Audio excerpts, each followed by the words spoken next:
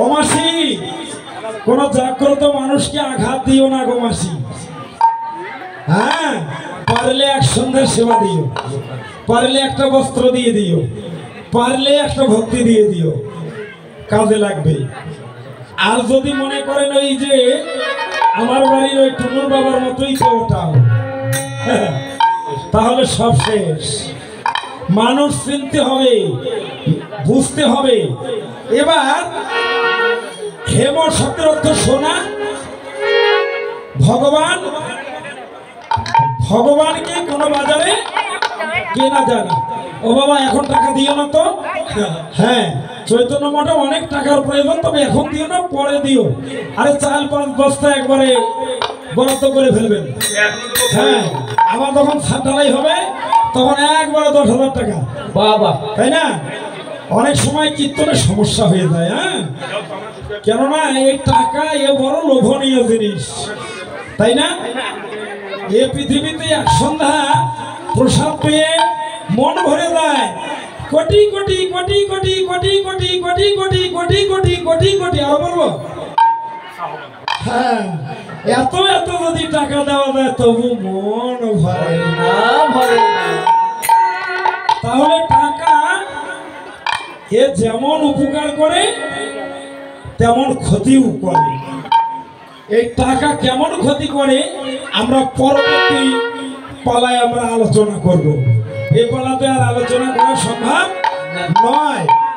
এমন শয়ে অতি গোড়া সমুদ্র হাসথরা জগৎ জনার নয়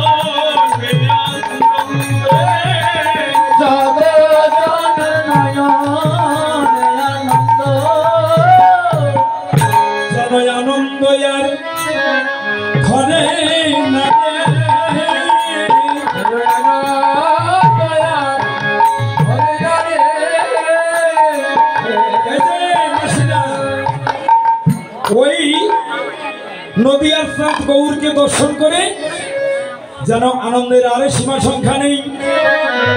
তাহলে এই পদে এই হেম মানে সোনার কথা বলা হলো কেন? বৈষ্ণব পদকর্তা পদে বললেন যেন গৌর আমার কাঁচা সোনা, গৌর আমার কাঁচা সোনা, যেন গৌর আমার সোনা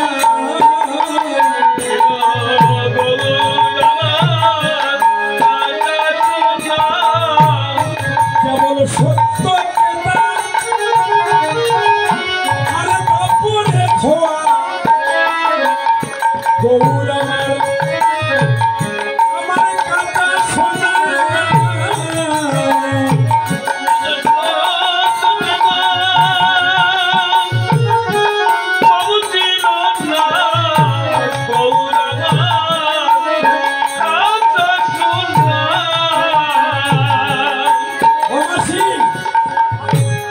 সত্য ত্রেতা তারপরে ধোয়া গৌর আমার কাঁচা সোনা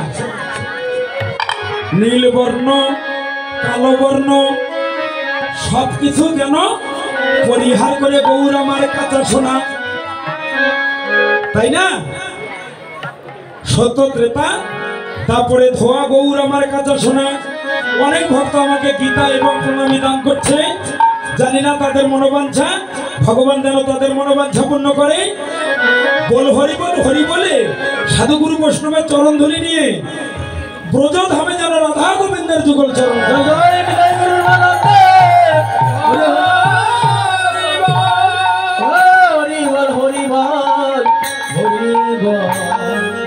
সত্য ত্রেতা তারপরে ধোয়া গৌর আমার কাঁচা সোনা। তাহলে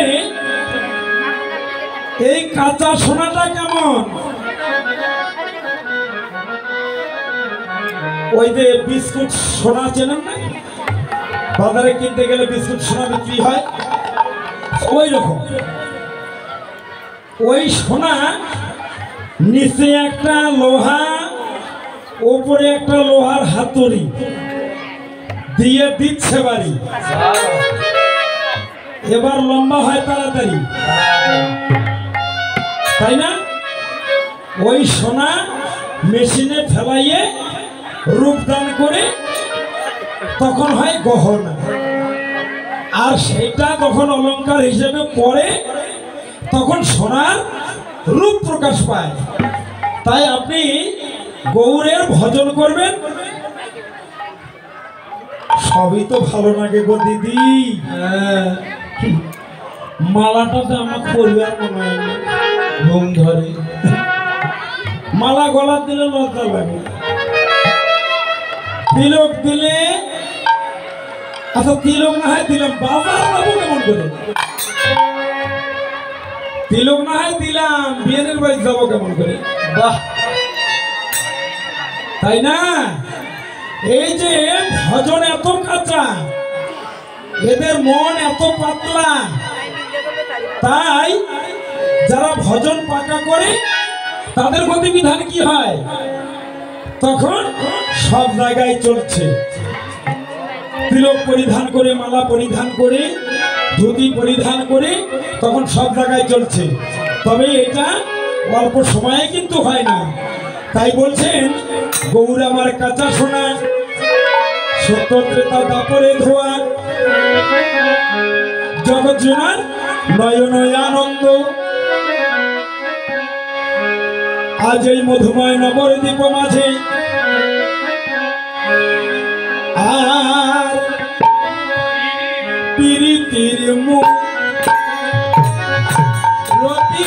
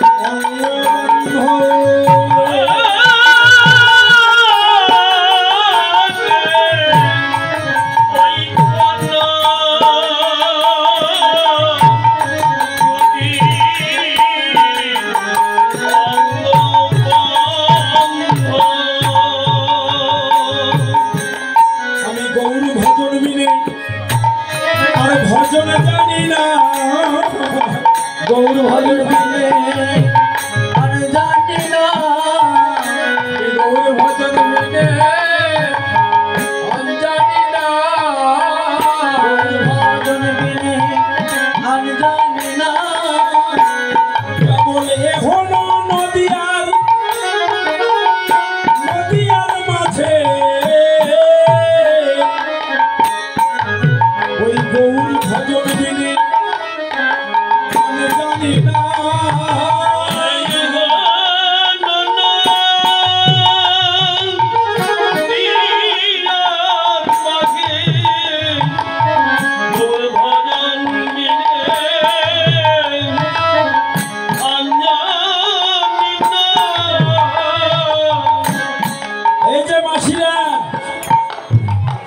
আমি যে ভজনে সংকল্পবদ্ধ হলাম, একমাত্র গৌর ভজন বিনে আর কোনো ভজন জানি না।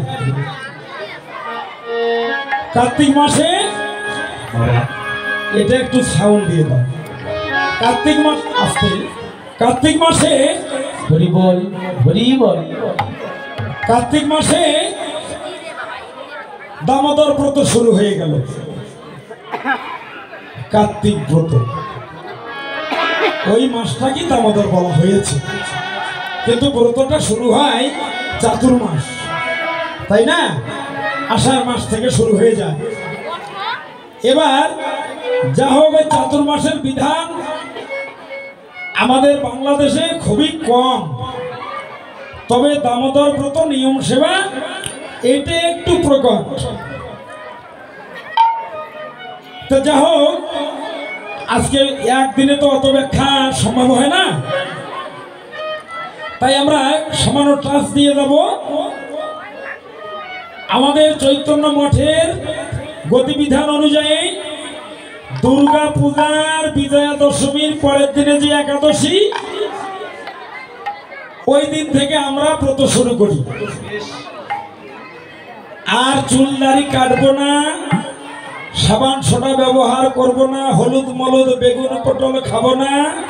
হ্যাঁ, কি করব? ভজন করব, ভালো বিছানায় শুইব না, সরিষার তেল খাইব না, মাখবো না।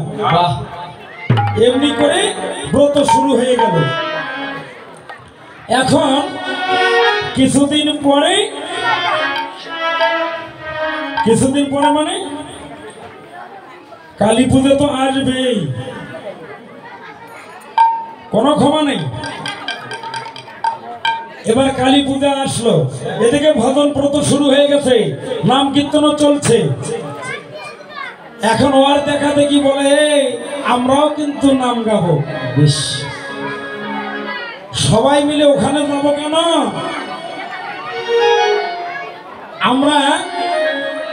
আমরাও নাম গাবো। এইভাবে খন্ড খন্ড খন্ড খন্ড অনেকগুলো দল, এই দিক দিয়ে নাম চলছে, ওই দিক দিয়ে নাম চলছে, আগ দিয়ে পাশ দিয়ে চলছে নাম কীর্তন। যাক বাবা, বাজুনিয়া পাড়া গ্রাম তো নামের নদিয়া হয়ে গেছে।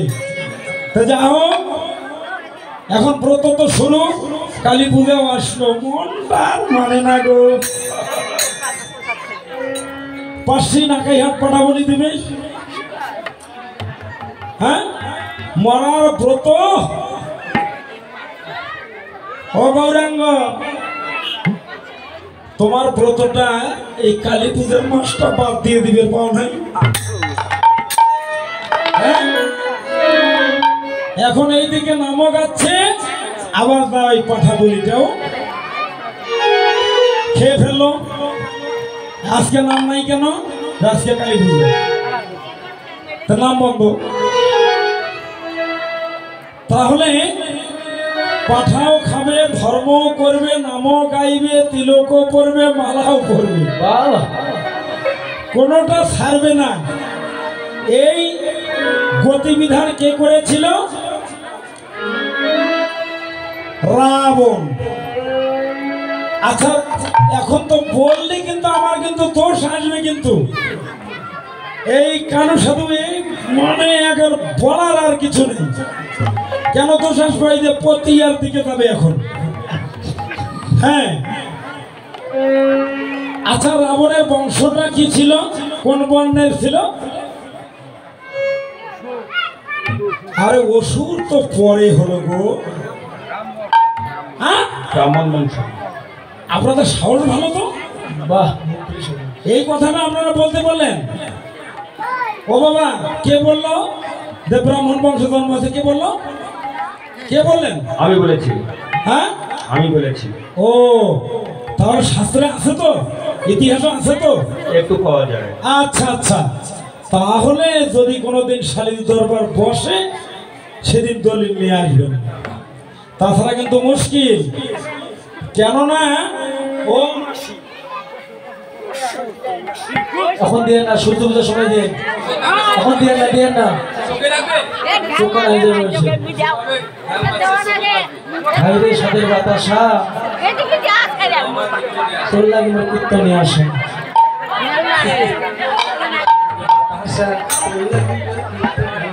আচ্ছা, ও কুটুক দে, কুটুক দিক নাই। হরে কৃষ্ণ। ও মাসি, ওমা আমাকে একটা দেন তো। হায় রে মোর বাতাসা, তোর জন্য মোর কীর্তনে আসা। ওমা ওমা আমাকে একটা দেন তো। কাল থেকে কত নাম হলো গো, কেউ বাতাসা দিল না। এই মাসি কই থেকে আলো আজকে? বাতাসা ছিটানের দিন কালকে গেছে, প্রসাদী করে নেবে, ভক্তদের বাতাসা দেবে। আজকে খালি টাকা দেবে 500 করে, কানু সাধুর গলাত বাঁধবে। হ্যাঁ, যে থাই গ্লাসের টাকা বাকি আছে এখন। নিয়ে এসো। তাহলে বিরাট সমস্যা না? অমাসি এইদিকে লক্ষ্য করুন, রাবণ যে পরিবারে জন্ম নিয়েছিল ওই বংশটা, ওই পরিবারটা হচ্ছে ব্রাহ্মণ পরিবার। কালকে তো আমার এই গ্রাম থাকা কঠিন হয়ে যাবে। আমি কৃষক মরবের এই কীর্তন আসরে আসলাম। হ্যাঁ, এবার রাবণ কি করলো? পাঠাও বলি দিল, গলা তো মালা দিল, তিলকও লাগালো, আবার ভগবানের সাথে যুদ্ধও করলো। তাই না? তাহলে এখন রাবণ হলো ব্রাহ্মণ বংশের মানুষ, সকল শাস্ত্র জানে, একটাও মানে না। আবার লিপিবদ্ধ আছে সর্বশ্রেষ্ঠ ব্রাহ্মণ, সর্বশ্রেষ্ঠ পুরোহিত, সর্বশ্রেষ্ঠ পুরোহিতকে রাবণ। আর ভগবান সেই সময় কোন বর্ণে এসেছিলেন? ভগবান কোন বর্ণে এসেছিলেন? রামচন্দ্র কোন বর্ণ ছিলেন? সারা জীবন কীর্তন শুনতেছে, এগুলো মনে থাকে না? মনে নাই। হরে কৃষ্ণ। ভগবান ছিলেন, ভগবান এবার ক্ষত্রিয় বংশে এসেছিলেন। এখন আমি হলাম ব্রাহ্মণ, আর ওই যে কুঞ্জে কুটিরে এসে বনের মধ্যে থাকে কয়েকটা বানর সাথে, সে নাকি ভগবান। আমি ব্রাহ্মণ হয়ে ভগবান কুলে, ব্রাহ্মণ কুলে জন্ম নিয়ে আমি ভগবান বলতে পারলাম না। কে বলছে? রাবণ বলছে। আর ওই ক্ষত্রিয় কুলে জন্ম নিয়ে সে ভগবান বলে দাবি করলো। ঠিক আছে, ওর সঙ্গে একটু বোঝাপড়া করতে হবে। এবার ডাকাতের সাথে পাওয়া যায়, চোরের সাথে পাওয়া যায় না। মায়া সীতাকে চুরি করে নিয়ে গেল রাম। কি সীতা? মায়া সীতা, যেটা আসল সীতা। ওই রাবণের মতো রাক্ষসের কাজ নয় ওই সীতা স্পর্শ করে। তো সতী নারী হলে বুঝতে পারবেন নষ্টা ভ্রষ্টাচারী হলে দিক দিয়ে সেদিক দিয়ে ভেন্টি ব্যাগ নিয়ে যাবে। ভেন্ডি ভাই হাইলেন হ্যাঁ, তাই না? তাহলে এটা হচ্ছে মায়া সীতা, সেটা হয়ে গেছে চুরি। কিন্তু তারপরেও তো ঝামেলা। এই যে রামমঙ্গলের কীর্তনিয়া আমাদের সথিও বাচ্চা সাধু নাম বসে আছে, তাদের বদনে আমরা এগুলো শুনেছি। এবার মায়া সীতা নিয়ে যুদ্ধ শুরু হয়ে গেল। এবার গতিবিধান কি হয়েছে? ব্রাহ্মণ কুলে জন্ম, নাম রাবণ, সাধন ভজনে শ্রেষ্ঠ পুরোহিত, সামান্য বনে এসে কুটিরে বাস করে, পত্র কুটিরে বাস করে, তার সঙ্গে যুদ্ধ, নাম রামচন্দ্র। রাবণের 1 লক্ষ পুত্র, 1.25 লক্ষ নাতি, তবু রাখলো না বংশের।